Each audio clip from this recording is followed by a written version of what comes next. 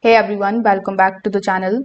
So if your Renpho massage gun is not charging, it is usually due to charging related issues or battery faults.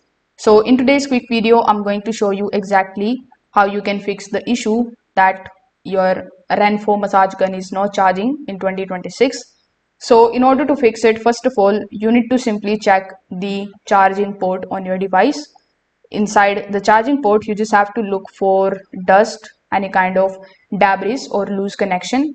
If you are able to find any kind of dust over here around the area, simply clean the port gently and reconnect the charger firmly. Sometimes a damaged or dirty port can stop the charging completely. After doing so, you just have to check your charging setup very carefully. You can try a different charging cable, adapter and the wall outlet. Also, take a look at the indicator light if it is showing on it.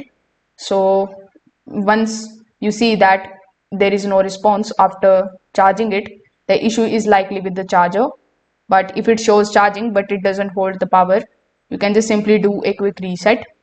In this particular reset, you can either press the power button for about 1 to 2 minutes and then you can basically reset it, or you can keep the device plugged in for about 10 to 15 minutes and then you can just simply unplug it, try turning it on and reconnect it again.